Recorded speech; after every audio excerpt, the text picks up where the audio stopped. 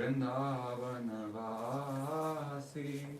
मोरारी अभिलाष विलास कुंजे दियोबार नयने हरिबो सदा युगलरूपराशि वेदानाधारा सखीरनुगतकारा कृपा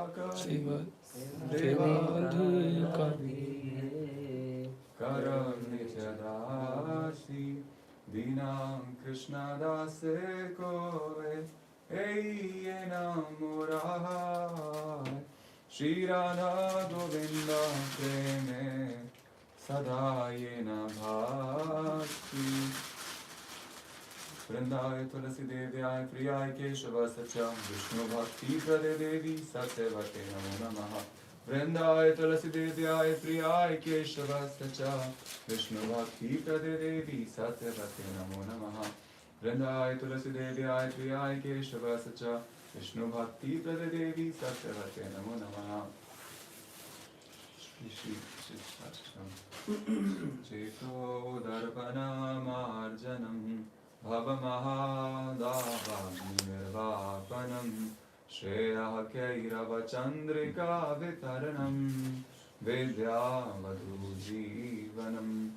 आनन्दाम्बुधिवर्धनं प्रतिपदं पूर्णामृतस्वादनं सर्वात्मा स्नपनं परं विजयते श्रीकृष्णसङ्कीर्तनं नाम नामकारी बहुधा निज सर्वशक्ति तत्रार्पिता नियमिता स्मरणेन कालः एतादृशी तव कृपा भगवन् ममापि दुर्दैवमीदृशमिह जनिनानुरागः तृणादपि सुनीचेन तरोरपि सहिष्णुना अमानिनामानदेन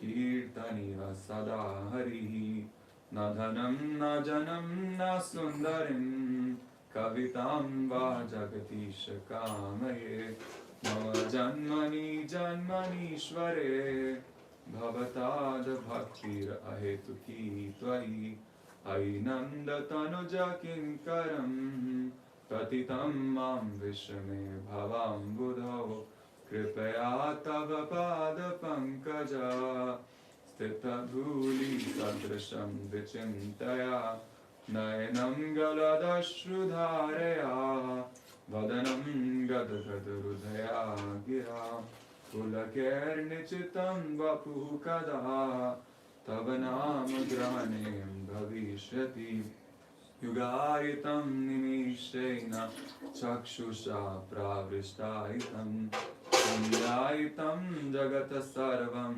गोविन्दविरहेण मे आश्लिष्यवापाद्रतां पिनष्टु माम् अदर्शनान्नमर्हतां करोतु वा यथा तथा वा विदधातु लम्पटो मत्प्राणनाथस्तु स एव नापरः हरे Krishna Krishna Krishna Hare Hare Hare Ram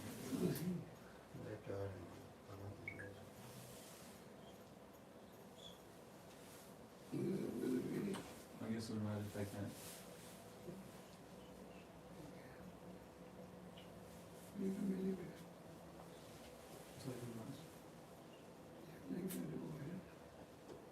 Nectar of devotion. लाना पड़ेगा। Nectar of devotion बोल रहे हैं। अब फर्स्ट कैंटो बोल रहे हैं। क्या होगा?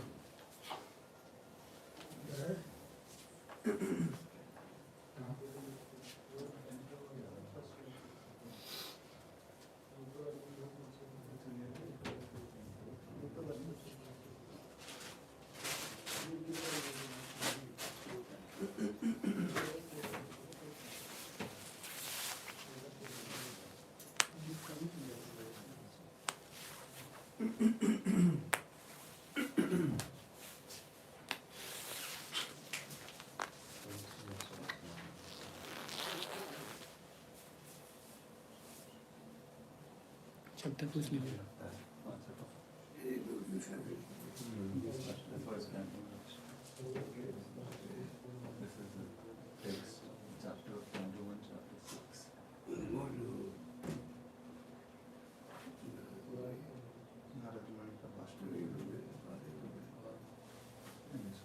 From the first shloka.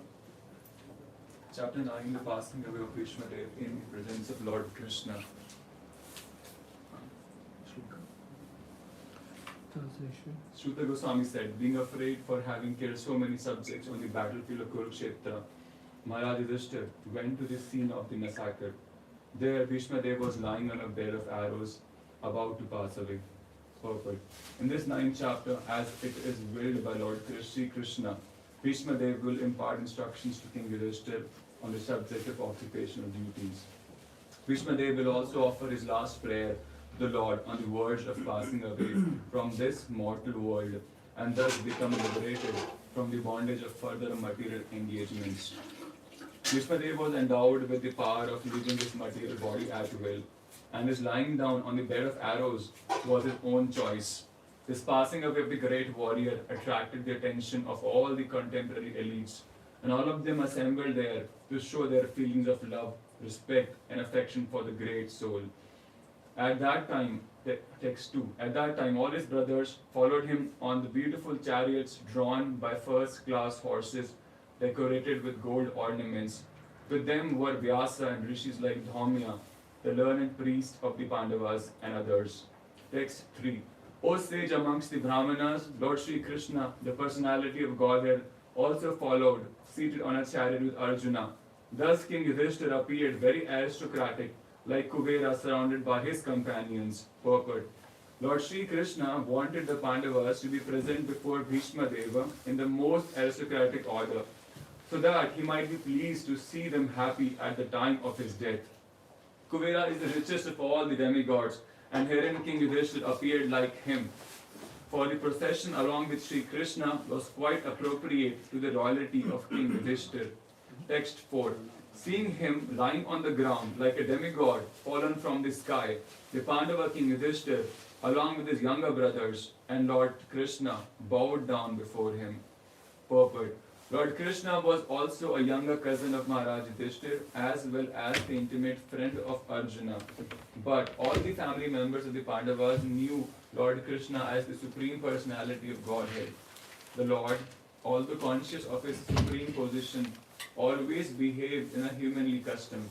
And so he also bowed down before the dying Bhishma Dev as if he were one of the younger brothers of King Yudhishthira. Text 5. Just to see the chief of the descendants of King Bharata, all the great souls in the universe, namely the rishis amongst the demigods, the brahmanas, and kings, all situated in the quality of goodness, were assembled there. Purport. The rishis are those who have attained the perfection by spiritual achievements. Such spiritual achievements can be earned by all, whether one is a king or a mendicant. Bhishma Dev himself was also one of the Brahma rishis and the chief of the descendants of King Bharata. All rishis are situated in the quality of goodness. All of them assembled there on hearing the news of the great warrior's impending death. Text 6-7. All the sages like Parvata Muni, Narada, Dhaumya, Vyasa, the incarnation of God, Brahadashva, Bharadvaj, and Parshuram and disciples, Vashishta, Indra Pramad, Trita, Gritsamad, Asita, Kakshivan, Gautam, Atri, Kaushika, and Sudarshan were present. Purport. Parvat Muni is considered to be one of the oldest sages. He is almost always a constant companion of Narad Muni. They are also spacemen competent to travel in the air without the help of any material vehicle. Parvat Muni is also a Deva Rishi or a great sage amongst the demigods like Narada. He was present along with Narada at the sacrificial ceremony of Maharaj Janmajaya, the son of Maharaj Parikshit.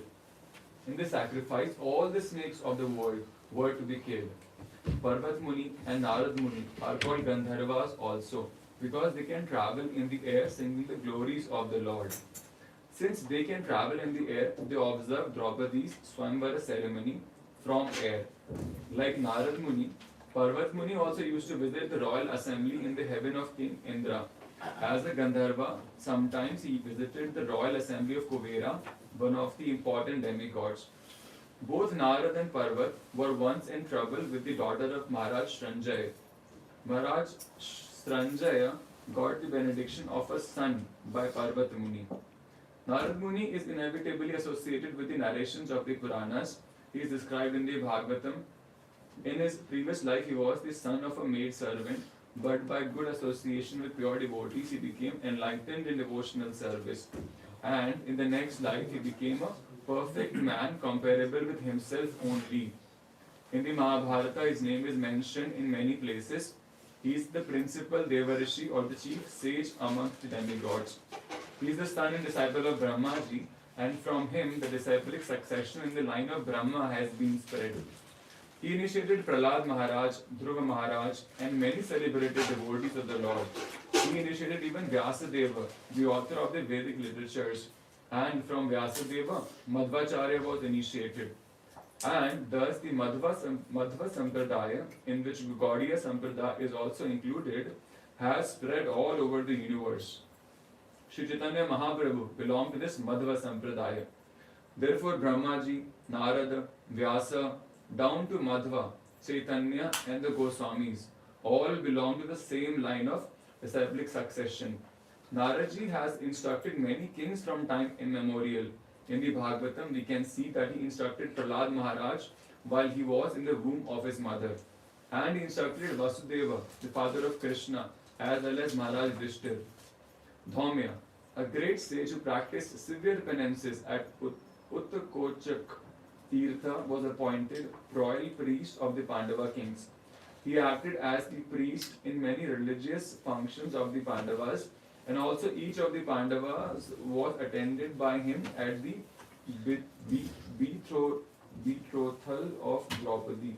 He was present even during the exile of the Pandavas and used to advise them in circumstances when they were perplexed. He instructed them how to live incognito for 1 year, and his instructions were strictly followed by the Pandavas during that time. His name is mentioned also when the general funeral ceremony was performed after the battle of Kurukshetra. In the Anushasana Parva of Mahabharata 127:15-16, he gave a very elaborate religious instructions to Maharaj Yudhishthir. He was actually the right type of priest of a householder, for he could guide the Pandavas in the right path of religion. A priest is meant for guiding the householder progressively in the right path of ashram dharma or occupational duty of a particular caste. There is practically no difference between the family priest and the spiritual master. The sages, saints, and brahmanas were especially meant for such functions. Badarayana, Vyasadeva, he is known as Krishna Dvaipayan, Satyavati Suta, Parasharaya, Parashara Atmaja, Badarayana, Vedavyasa, etc. He was the son of Mahamuni Parashara in the womb of Satyavati prior to her betrothal with Maharaj Shantanu, the father of the great general grandfather Bhishma Deva. He is the powerful incarnation of Narayan, and he broadcasts the Vedic wisdom to the world. As such, Vyasadeva is offered respects before one chants the Vedic literature, especially in the Puranas. Shukadeva Goswami was his son, and rishis like Vaishampayana were his disciples for different branches of the Vedas. He is the author of the great epic Mahabharata and the great transcendental literature Bhagavatam. The Brahma Sutra, Vedanta Sutra, or Badrayana Sutras were compiled by him. Amongst sages, he is the most respected author by the dint of severe penances. When he wanted to record the great epic Mahabharata for the welfare of all people in the age of Kali, he was feeling the necessity of a powerful writer who could take up his dictation. By the order of Brahmaji, Sri Ganeshaji took up the charge of noting down the dictation on the condition that Vyasadeva would not stop dictation for a moment. The Mahabharata was thus compiled by the joint endeavor of Vyasa and Ganesha. By the order of his mother Satyavati, who was later married to Maharaj Shantanu, and by the request of Bhishma Deva, The eldest son of Maharaj Shantanu, by his first wife, the Ganges, we got three brilliant sons whose names are Dhritarashtra, Pandu, and Vidura. The Mahabharata was compiled by Vyasadeva after the battle of Kurukshetra and after the death of all the heroes of the Mahabharata. It was first spoken in the royal assembly of Maharaj Janmajay, the son of Maharaj Parikshit. Brihadashva, an ancient sage who used to meet Maharaj Yudhishthir now and then. First of all, he met Maharaj Yudhishthir at Kamyavana. This sage narrated the history of Maharaj Nala.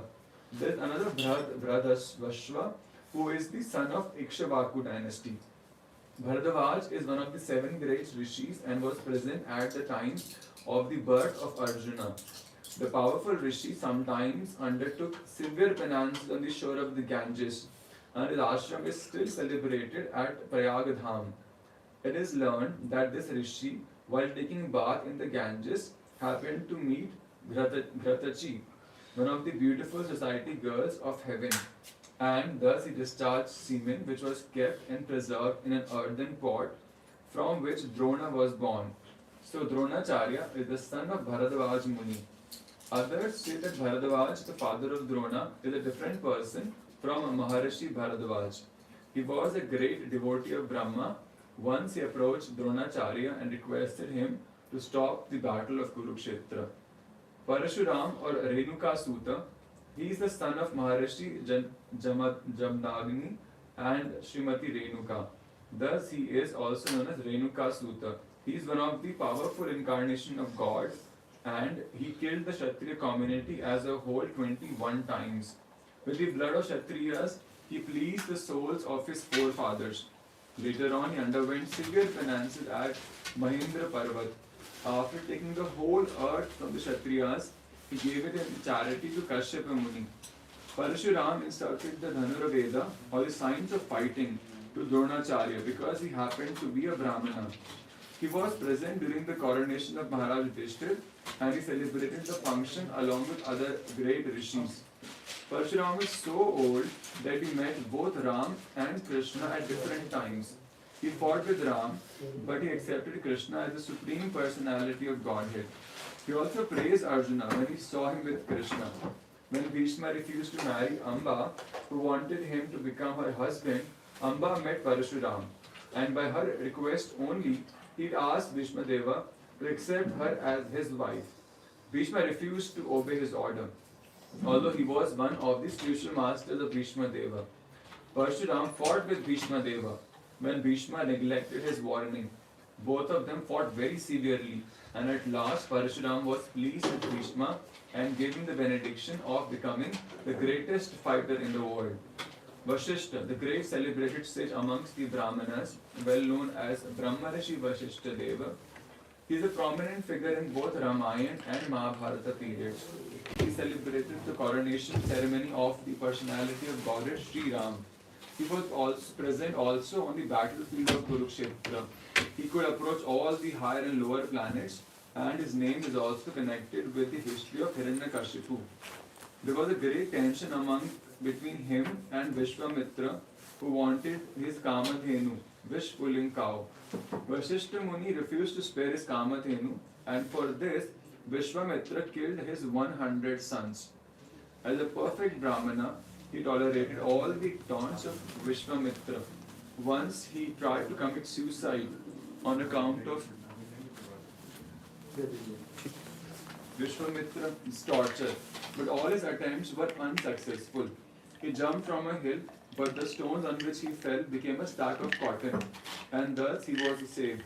He jumped into the ocean, but the waves washed him ashore. He jumped into the river, but the river also washed him ashore. Thus all his suicide attempts were unsuccessful, and he is also one of the 7 rishis and husband of Arundhati, the famous star. Indra Pramada, another celebrated rishi. Trita, one of the 3 sons of Prajapati Gautama. He was the 3rd son, and his other 2 brothers were known as Ekat and Dvita. All the brothers were great sages and strict followers of principles of religion. By dint of severe penances, they were promoted to Brahmaloka, the planet where Brahmaji lives. Once Trita Muni fell into a well, and he was an organizing worker of many sacrifices. And as one of the great sages, he also came to show respect to Bhishma ji at his deathbed. He was one of the 7 sages in the Varuna Loka. He hailed from the western countries of the world. As such, most probably, he belonged to European countries. At that time, the whole world was under one Vedic culture. Grathas mother, one of the sages of the heavenly kingdom, he was a close friend of Indra, the king of heaven, and was as great as Brahaspati. He used to visit the royal assembly of Maharaj Yudhishthir, and he also visited the place where Bhishma Deva breathed his last. Sometimes he explained the glories of Lord Shiva before Maharaj Yudhishthir. He was the son of Vita Havya, and he resembled in features the body of Indra. Sometimes the enemies of Indra mistook him to be Indra and arrested him. He was a great scholar of Rig Veda, and thus he was highly respected by the Brahmana community. He lived a life of celibacy and was powerful in every respect. Asit. There was a king of the same name, but herein the Asit mentioned is the Asita Devala Rishi, a great powerful sage of the time. He explained to his father 1,500,000 verses from the Mahabharata. He was one of the members in the scenic sacrifice of Maharaj Janmajaya. He was also present during the coronation ceremony of Maharaj Yudhishthir along with the other great rishis. He also gave Maharaj Yudhishthir instructions while he was on the Anjana hill. He was also one of the devotees of Lord Shiva. Kakshivan, one of the sons of Gautama Muni and the father of the great sage Chanda Kaushika. He was one of the members of parliament of Maharaj Yudhishthir. Atri. Atri Muni was a great Brahmana sage and one of the mental sons of Brahmaji. Brahmaji is so powerful that simply by thinking of a son, he can have it. These sons are known as Manasaputras. Out of 7 Manasaputras of Brahmaji, and out of 7 great Brahmana sages, Atri was one. In his family, the great Prachetas were also born. Atri Muni had 2 Kshatriya sons who became kings. King Arthama is one of them. He is counted as one of the 21 Prajapatis. His wife's name is Anusuya, and he helped Maharaj Parishit in his great sacrifices. Kaushika, one of the permanent rishi members in the royal assembly of Maharaj Yudhishthir, he sometimes met Lord Shri Krishna. There are several other sages of the same name. Sudarshana, the wheel which is accepted by the personality of Godhead as his personal weapon, is the most powerful weapon, greater than the Brahmastra or similar other disastrous weapons. In some of the Vedic literatures, it is said that Agni Deva, the fire god, presented this weapon to Lord Shri Krishna. But factually, this weapon is eternally carried by the Lord. Agni Deva presented this weapon to Krishna in the same way that Rukmini was given by Maharaj Rukma to the Lord. The Lord accepts such presentations from his devotees, even though such presentations are eternally his property. There is an elaborate description of this weapon in the Adi Parva of the Mahabharata. Lord Shri Krishna used this weapon to kill Shishupala, a rival of the Lord.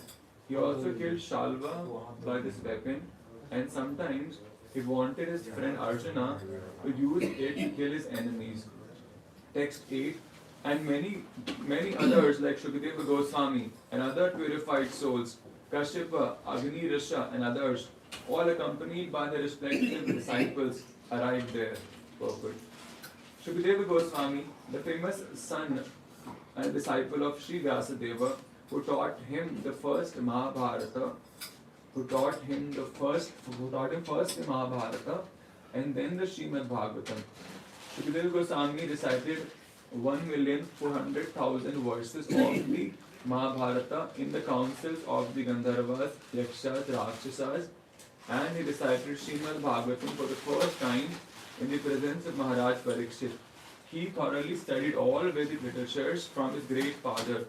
Thus, he was a completely purified soul by the dint of his extensive knowledge in the principles of religion. From Mahabharata Sabha Parva, it is understood that he was also present in the royal assembly of Maharaj Yudhishthir and at the fasting of Maharaj Parikshit. As a bona fide disciple of Sri Vyasadeva, he inquired from his father very extensively about religious principles and spiritual values.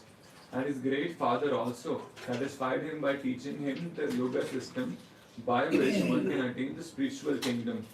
The difference between fruitive work and empiric knowledge, the ways and means of attaining spiritual realization, the four ashrama, the sublime position of the Supreme Personality of Godhead, the process of seeing Him eye to eye, the bona fide candidate for receiving knowledge, the consideration of the five elements, the unique position of intelligence, the consciousness of the material nature and living entity, the symptoms of the self-realized soul, the working principles of the material body, the symptoms of the influential modes of nature, the tree of perpetual desire, and psychic activities. Sometimes he went to the sun planet with the permission of his father and Naraji. Descriptions of his travel in space are given in the Shanti Parva of Mahabharata. At last he attained the transcendental realm. He is known by different names as Aranyaya, Aruni Suta, Vyasaki, Vyasatmaja, Kashyapa, one of the Prajapatis, the sons of Marichi, and one of the sons-in-law Prajapati Daksha. He is the father of the gigantic bird Garuda, who was given elephants and tortoises as eatables.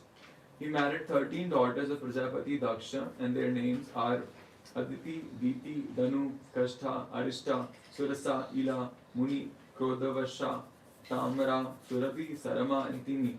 He begot many children, both demigods and demons, by those wives. From his first wife Aditi, all the 12 Adityas were born. One of them is Vamana, reincarnation of Godhead. This great sage, Kashyapa, was also present at the time of Arjuna's birth. He received a presentation from the whole world. He received a presentation of the whole world from Parashuram. And later on, he asked Parshuram to go out of the world. His other name is Arishtanemi. He lives on the northern side of the universe. Agni Rasa. He is the son of Maharishi Angira and is known as Brahaspati, the priest of the demigods. It is said that Dronacharya was his partial incarnation. Shukracharya was the spiritual master of the demons, and Brahaspati challenged him. His son is Kacha, and he delivered the fire weapon first to Bharadwaj. He begot 6 sons by his wife Chandramasi and one of the reputed stars. He could travel in space, and therefore he could present himself even in the planet of Brahma Loka and Indra Loka. He advised the king of heaven, Indra, about conquering the demons. Once he cursed Indra, who thus had to become a hog on earth and was unwilling to return to earth. Such is the power of the attraction of the illusory energy. Even a hog does not wish to part with its earthly possessions in exchange for a heavenly kingdom. He was the religious preceptor of the natives of different planets. Text 9. Bhishma Deva, who was the best amongst the 8 Vasus, received and welcomed all the great and powerful rishis who were assembled there. For he knew perfectly all the religious principles according to time and place. Purport.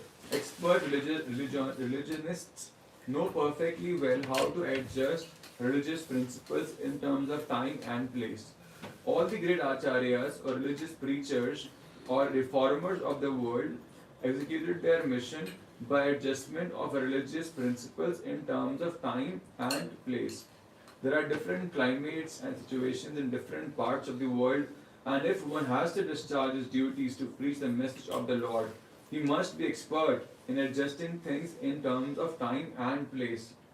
Bhishma Deva was one of the 12 great authorities in preaching this cult of devotional service, and therefore he could receive and welcome all the powerful sages assembled there at his deathbed from all parts of the universe. He was certainly unable at that time to welcome them and receive them physically, because he was neither at his home nor in a normal healthy condition, but he was quite fit by the activities of his sound mind, and therefore He could utter sweet words with hearty expressions, and all of them were well received. One can perform one's duty by physical work, by mind, and by words, and he knew well how to utilize them in the proper place, and therefore there was no difficulty for him to receive them, although physically unfit. Text 10. Lord Sri Krishna is situated in everyone's heart, yet he manifests his transcendental form by his internal potency. This very Lord was sitting before Bhishma Deva, and since Bhishma Deva knew of his glories, he worshipped him duly. Purport. The Lord's omnipotency is displayed by his simultaneous presence in every place. He is present always in his eternal abode Goloka Vrindavan, and still he is present in everyone's heart and even within every invisible atom. When he manifests his eternal transcendental form in the material world, he does so by his internal potency. The external potency or the material energy has nothing to do with his eternal form. All these truths were known to Sri Bhishma Deva, who worshipped him accordingly. Text 11. The sons of Maharaj Pandu were sitting silently nearby, overtaken with affection for their dying grandfather. Seeing this, Bhishma Deva congratulated them with feeling. There were tears of ecstasy in his eyes, for he was overwhelmed by love and affection. Purport. When Maharaj Pandu died, his sons were all small children, and naturally they were brought up under the affection of the elderly members of the royal family, specifically by Bhishma Deva. Later on, when the Pandavas were grown up, they were cheated by cunning Duryodhan and company. And Bhishma Deva, although he knew that the Pandavas were innocent and were unnecessarily put into trouble, could not take the side of the Pandavas for political reasons. At the last stage of his life, when Bhishma Deva saw his most exalted grandsons, headed by Maharaj Yudhishthira, sitting very gently at his side, the great warrior grandfather could not check his loving tears, which were automatically flowing from his eyes. He remembered the great tribulations suffered by his most pious grandsons. Certainly he was the most satisfied man because of Yudhishthira's being enthroned in place of Duryodhana, and thus he began to congratulate them. For text 12, Bhishma Deva said, "Oh, what terrible sufferings and what terrible injustices you good souls suffer for, being the sons of religion personified. You did not deserve to remain alive under those tribulations, yet you were protected by the Brahmanas, God and religion." Purport. Maharaj Yudhishthir was disturbed due to the great massacre in the battle of Kurukshetra. Bhishma Deva could understand this, and therefore he spoke first of the terrible sufferings of Maharaj Yudhishthir. He was put into difficulty by injustice only, and the battle of Kurukshetra was fought just to counteract this injustice. Therefore he should not regret the great massacre. He wanted to point out particularly that they were always protected by the Brahmanas, the Lord and the religious principles. As long as they were protected by these three important items, there was no cause of disappointment. Thus Bhishma Deva encouraged Maharaj Yudhishthira to dissipate his despondency. As long as a person is fully in cooperation with the wishes of the Lord, guided by the bona fide Brahmanas and Vaishnavas, and strictly following religious principles, one has no cause for despondency. However trying the circumstances of life, Bhishma Deva, as one of the great authorities in the line, wanted to impress this point upon the Pandavas. Text 13.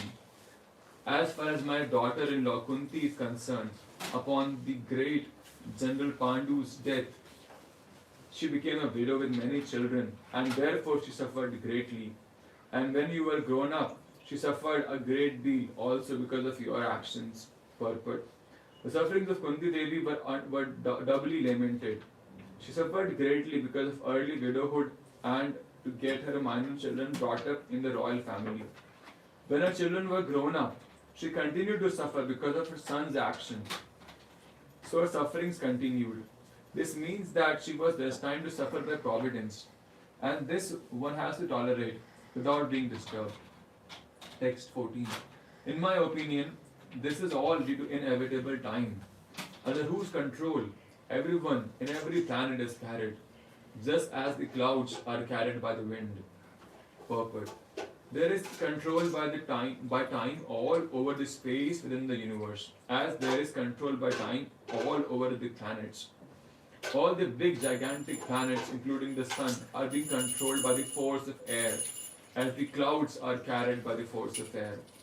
Similarly, the inevitable Kala, or time, controls even the action of the air and other elements. Everything, therefore, is controlled by the supreme Kala, a forceful representative of the Lord within the material world. Thus, Yudhishthira should not be sorry for the inconceivable action of time. Everyone has to bear the actions and reactions of time as long as one is within the conditions of the material world. Yudhishthira should not think that he had committed sins in his previous birth and is suffering the consequence. Even the most pious has to suffer the condition of material nature. But a pious man is faithful to the Lord, for he is guided by the bona fide Brahmana and Vaishnava following the religious principles. These three guiding principles should be the aim of life. One should not be disturbed by the tricks of eternal time. Even the great controller of the universe, Brahmaji, is also under the control of that time. Therefore, one should not grudge being thus controlled by time, despite being a true follower of religious principles. Text 15. Oh, how wonderful is the influence of inevitable time! It is irreversible. Otherwise, how can there be reverses in the presence of King Yudhishthira, the son of the demigod controlling religion? Bhima, the great fighter with a club, the great bowman Arjuna with his mighty weapon Gandiva, and above all, the Lord, the direct well-wisher of the Pandavas. Third part. As far as the material or spiritual resources were required, there was no scarcity in the case of the Pandavas. Materially, they were well equipped, because two great warriors, namely Bhima and Arjuna, were there. Spiritually, the king himself was a symbol of religion, and above all of them, the personality of Godhead, Lord Sri Krishna, was personally concerned with their affairs as the well-wisher. Yet, there were so many reverses on the side of the Pandavas. Despite the power of pious acts, the power of personalities, the power of expert management, and the power of weapons under the direct supervision of Lord Krishna, Pandavas suffered so many practical reverses, which can only be explained as due to the influence of Kala, inevitable time. Kala is identical with the Lord himself, and therefore the influence of Kala indicates the inexplicable wish of the Lord himself. There is nothing to be lamented when a matter is beyond the control of any human being. Text 16. O king, no one can know the plan of Lord Krishna, even though great philosophers inquire exhaustively, they are bewildered. Purport. The bewilderment of Maharaj Yudhishthira over his past sinful acts and resultant suffering is completely negated by the great authority Bhishma. Bhishma wanted to impress upon Maharaj Yudhishthira that since time immemorial, no one, including such demigods as Shiva, Brahma, could ascertain the real plan of the Lord. So what can we understand about it? It is useless also to inquire about it. Even the exhaustive philosophical inquiries of sages cannot ascertain the plan of the Lord. The best policy is simply to abide by the orders of the Lord without argument. Sufferings of Pandavas were never due to their past deeds. The Lord had to execute the plan of establishing the kingdom of virtue, and therefore his own devotees suffered temporarily in order to establish the conquest of virtue. Bhishma Deva was certainly satisfied by seeing the triumph of virtue, and he was glad to see King Yudhishthira on the throne, although he himself fought against him. Even a great fighter like Bhishma could not win the battle of Kurukshetra, because the Lord wanted to show that vice cannot conquer virtue, regardless of who tries to execute it. Bhishma Deva was a great devotee of the Lord, but he chose to fight against the Pandavas by the will of the Lord, because the Lord wanted to show that a great fighter like Bhishma cannot win on the wrong side. Text 17. O best among the descendants of Bharata, I maintain, therefore, that all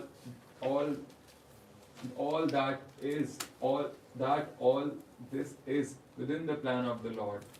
Accepting the inconceivable plan of the Lord, you must follow it. You are now the appointed administrative head, and, my Lord, you should now take care of those subjects who are now rendered helpless. Purport. The popular saying is that a housewife teaches the daughter-in-law by teaching the daughter. Similarly, the Lord teaches the world by teaching the devotee. The devotee does not have to learn anything new from the Lord because the Lord teaches the sincere devotee always from within. Whenever, therefore, a show is made to teach the devotee, as in the case of the teaching of Bhagavad Gita, it is for teaching the less intelligent men. A devotee's duty, therefore, is to ungrudgingly accept tribulations from the Lord as a benediction. The Pandavas were advised by Bhishma Deva to accept the responsibility of administration without hesitation. The poor subjects were without protection due to the battle of Kurukshetra, and they were awaiting the assumption of power by Maharaj Yudhishthir. A pure devotee of the Lord accepts tribulations as favors from the Lord. A pure devotee of the Lord accepts as tribulations as favors from the Lord. Since the Lord is absolute, there is no mundane difference between the two. Text 18. This Sri Krishna is no other than the inconceivable original personality of Godhead. He is the first Narayan, the supreme enjoyer. He is moving amongst the descendants of King Vrishni, just like one of us. And he is bewildering us with his self-created energy. Perfect. The Vedic system of acquiring knowledge is the deductive process.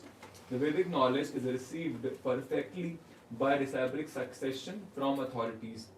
Such knowledge is never dogmatic, as ill-conceived by less intelligent persons. The mother is the authority to verify the identity of the father. She is the authority for such confidential knowledge. Therefore, authority is not dogmatic. In the Bhagavad Gita, this truth is confirmed in the 4th chapter, and the perfect system of learning is to receive it from authority. The very same system is accepted universally as truth, but only the false arguer speaks against it. For example, modern spacecraft fly in the sky, and when scientists say that they travel to the other side of the moon, men believe these stories blindly because they have accepted the modern scientists as authorities. Authorities speak and the people in general believe them, but in case of Vedic truths, they have been taught not to believe. Even if they accept them, they give a different interpretation. Each and every man wants a direct perception of Vedic knowledge, but foolishly they deny it. This means that the misguided man can believe one authority, the scientist, but will reject the authority of the Vedas. The result is that people have degenerated. Here is an authority speaking about Sri Krishna as the original personality of Godhead and the first Narayan. Even such an impersonalist as Acharya Shankara has said in the beginning of his commentation on the Bhagavad Gita that Narayan, the personality of Godhead, is beyond the material creation. The universe is one of the material creations, but Narayan is transcendental to such material paraphernalia.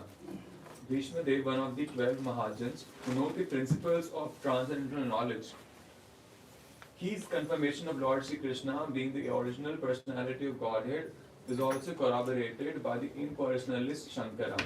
All other acharyas have also confirmed this statement, and thus there is no chance of not accepting Lord Sri Krishna as the original personality of Godhead. Bhishma Deva says that he is the first Narayan. This is also confirmed by Brahmaji in the Bhagavatam. Krishna is the first Narayan.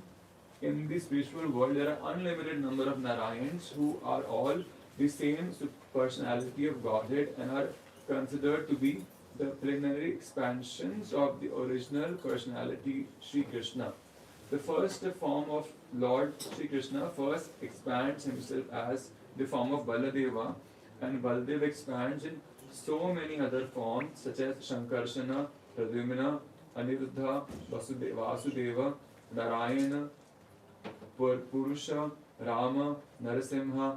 All these expansions are one and the same Vishnu Tattva, and Sri Krishna is the original source of all the plenary expansions. He is therefore the direct personality of Godhead. He is the creator of the material world, and he is predominating deity known as Narayan in all the Vaikuntha planets.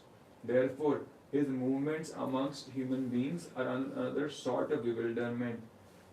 The Lord therefore says in the Bhagavad Gita that foolish persons consider him to be one of the human beings without knowing the intricacies of his movements. The bewilderment regarding Sri Krishna is due to action of his twofold internal and external energies upon the third one, called the marginal energy. The living entities are expansions of his marginal energy, and thus they are sometimes bewildered by the internal energy and sometimes by the external energy. By internal energetic bewilderment, Sri Krishna expands himself into unlimited numbers of Narayanas and exchanges or accepts a transcendental loving service from the living entities in the transcendental world. And by his external energetic expansions, he incarnates himself in the material world amongst the men, animals, or demigods to re-establish his forgotten relation with the living entities in different species of life. Great authorities like Bhishma, however, escape his bewilderment by the mercy of the Lord. Text 19. O King, Lord Shiva, Narada, the sage amongst the demigods, and Kapila, the incarnation of Godhead, all know very confidentially about his glories through direct contact. Purport. Pure devotees of the Lord are all bhavs or persons who know the glories of the Lord in different transcendental loving services. As the Lord has innumerable expansions of his plenary form, there are innumerable pure devotees of the Lord who are engaged in the exchange of service of different humors. Ordinarily, there are 12 great devotees of the Lord, namely Brahma, Narada, Shiva, Kumara, Kapila, Manu, Prahlad, Bhishma, Janaka, Shukadeva Goswami, Bali Maharaj, and Yamaraj. Bhishma Deva, although one of them, has mentioned only 3 important names of the 12 who know the glories of the Lord. Srila Vishwanatha Chakravarti Thakur, one of the great acharyas in the modern age, explains that Anubhava, or the glory of the Lord, is first appreciated by the devotee in ecstasy, manifesting the symptoms of perspiring, trembling, weeping, bodily eruptions, etc., which are further enhanced by steady understanding of the glories of the Lord. Such different understandings of bhavas are exchanged between Yashoda and Lord, and in the chariot driving by the Lord in the exchange of love with Arjuna. These glories of the Lord are exhibited in his being subordinated before his devotees, and that is another feature of the glories of the Lord. Shukadeva Goswami and the Kumaras, also situated in the transcendental position, became converted by another feature of bhava and turned into pure devotees of the Lord. Revelations imposed upon the devotees by the Lord constitute another exchange of transcendental bhava between the Lord and the devotees. The Lord says, I put my devotee into difficulty, and thus the devotee becomes more purified in exchanging transcendental bhava with me. Placing the devotee into material troubles necessitates the delivering him from the illusory material relations. The material relations are based on reciprocation of material enjoyment. The material relations are based on reciprocation of material enjoyment, which depends mainly on material resources. Therefore, when the material resources are withdrawn by the Lord, the devotee is 100% attracted toward the transcendental loving service of the Lord. Thus, the Lord snatches the fallen soul from the mire of material existence.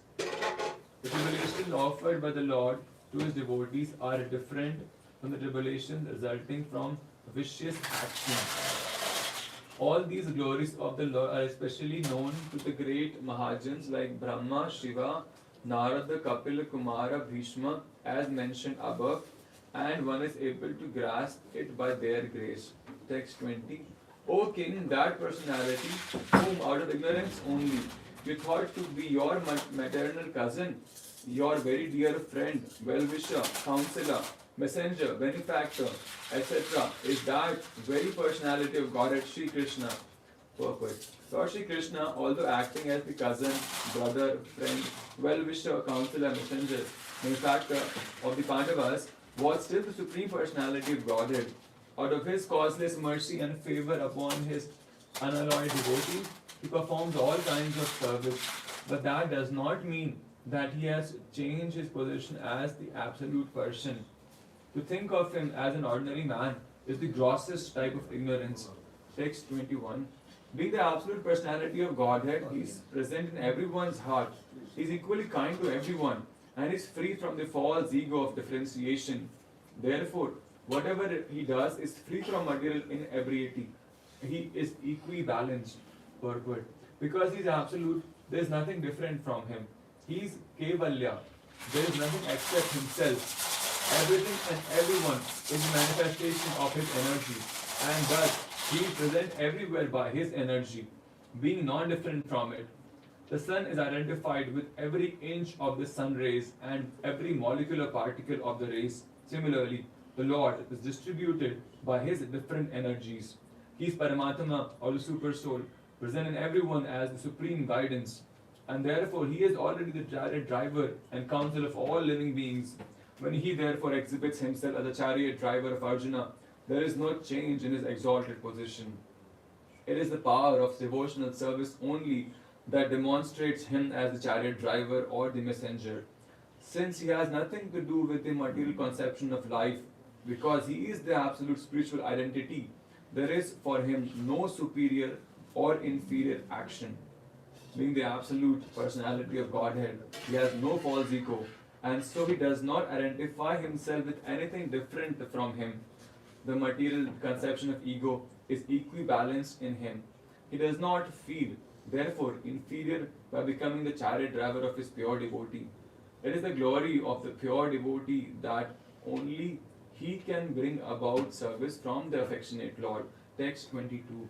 Yet, despite his being equally kind to everyone, he has graciously come before me while I am ending my life, for I am his unflinching servitor. Purport. The Supreme Lord, the absolute personality of Godhead, Sri Krishna, although equal to everyone, is still more inclined to his unflinching devotee who is completely surrendered and knows no one else as his protector and master. Having unflinching faith in the Supreme Lord as one's protector, friend, and master is the natural condition of eternal life. A living entity so made by the will of the Almighty that is most happy when placing himself in a condition of absolute dependence. The opposite tendency is the cause of fall down. The living entity has this tendency of falling down by dint of misidentifying himself as fully independent to lord it over the material world. The root cause of all troubles is there in false egotism. One must draw towards the Lord in all circumstances. The appearance of Lord Krishna at the deathbed of Bhishma ji is due to his being an unflinching devotee of the Lord. Arjuna who had some bodily relation with Krishna because the Lord happened to be his maternal cousin. But Bhishma had no such bodily relation. Therefore, the cause of attraction was due to the intimate relation of the soul. Yet, because the relation of the body is very pleasing and natural, the Lord is more pleased when he is addressed as the son of Maharaj Nanda, the son of Yashoda, the lover of Radharani. This affinity by bodily relation with the Lord is another feature of reciprocating loving service with the Lord. Bhishma Deva is conscious of this sweetness of transcendental humor and therefore he likes to address the Lord as Vijaya Sakhe, Partha Sakhe, exactly like Nanda Nandana or Yashoda Nandana. The best way to establish our relation in transcendental sweetness is to approach him through his recognized devotees. One should not try to establish the relation directly. There must be a via medium which is transparent and competent to lead us to the right path. Text 23. The personality of Godhead who appears in the mind of the devotee by attentive devotion and meditation and by chanting of the holy name releases the devotee from the bondage of fruitive activities at the time of his quitting the material bodies. Purport. Yoga means concentration of the mind detached from all other subject matter. And actually, such concentration is samadhi, or 100% engagement in the service of the Lord. And one who concentrates his attention in that manner is called a yogi. Such a yogi devotee of the Lord engages himself 24 hours daily in the service of the Lord, so that his whole attention is engrossed with the thoughts of the Lord in the ninefold devotional service namely hearing, chanting, remembering, worshipping, praying, becoming a voluntary servant, carrying out orders, establishing a friendly relationship, or offering all that one may possess in the service of the Lord. By such practice of yoga or linking up in the service of the Lord, one is recognized by the Lord Himself, as it is explained in the Bhagavad Gita concerning the highest perfectional stage of Samadhi. The Lord calls such a rare devotee the best amongst all the yogis, such a perfect yogi, such a perfect yogi, enabled by the divine grace of the Lord to concentrate his mind upon the Lord with a perfect sense of consciousness, and thus by chanting his holy name before quitting the body, the yogi is at once transferred by the internal energy of the Lord to one of the eternal planets where there is no question of material life and its concomitant factors. In the material existence, a living being has to endure the material conditions of threefold miseries, life after life, according to his fruitive work. Such material life is produced by material desires only. Devotional service to the Lord does not kill the natural desires of the living being, but they're applied in the right cause of devotional service. This is the desire to be transferred to this spiritual sky. General Bhishma Deva is referring to a particular type of yoga called Bhakti Yoga, and he was fortunate enough to have the Lord directly in his presence before he quitted his material body. He therefore desired that the Lord stay before his view in the following verses. Text 24. May my Lord, who is four-handed and whose beautifully decorated lotus face with eyes as red as the rising sun is smiling, kindly await me at that moment when I quit this material body. Purport. Bhishmadev knew well that Lord Krishna is the original Narayan. His worshipable deity was four-handed Narayan, but he knew that four-handed Narayan is a plenary expansion of Lord Krishna. Indirectly, he desired Lord Sri Krishna to manifest himself in his four-handed feature of Narayan. A Vaishnava is always humble in his behavior, although it was 100% certain that Bhishmadeva was approaching the Vaikuntha Dhama just after leaving his material body. Still, as a humble Vaishnava, he desired to see the beautiful face of the Lord, for after quitting the present body, he might not be in a position to see the Lord anymore. A Vaishnava is not puffed up, although the Lord guarantees his pure devotee entrance into his abode. Here Bhishma Deva says, as long as I do not quit this body. This means that the great general would quit the body by his own will. He was not being forced by the laws of nature. He was so powerful that he could stay in his body as long as he desired. He got this benediction from his father, and he desired that the Lord stay before him in his four-handed Narayan feature, so that he might concentrate upon him and thus be in trance in that meditation.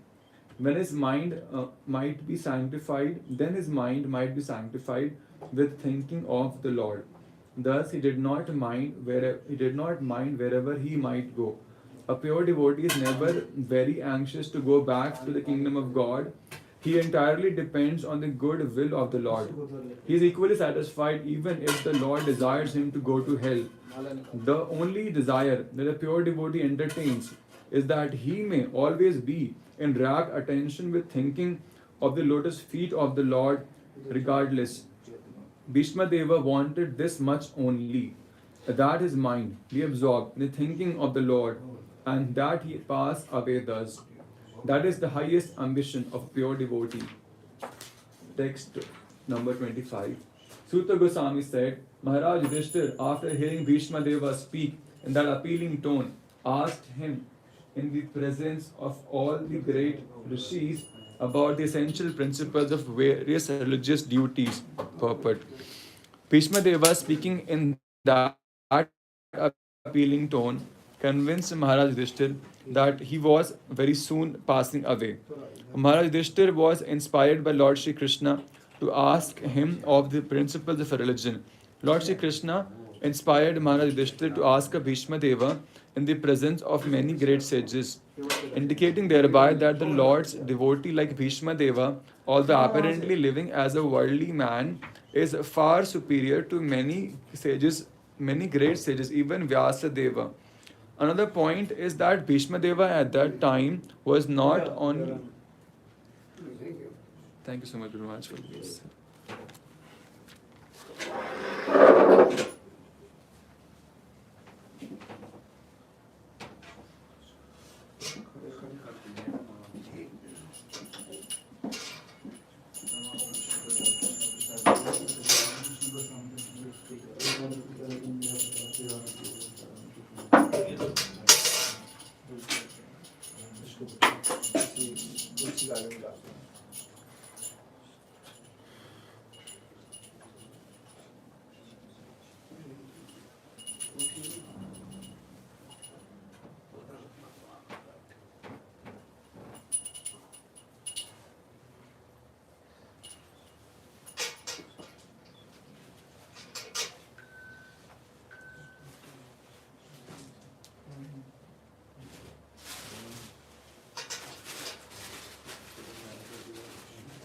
क्या इसमें है दिखा लो हाँ इसे हाँ देखो ये तो मेरे मैं हाँ इस सूट में डाला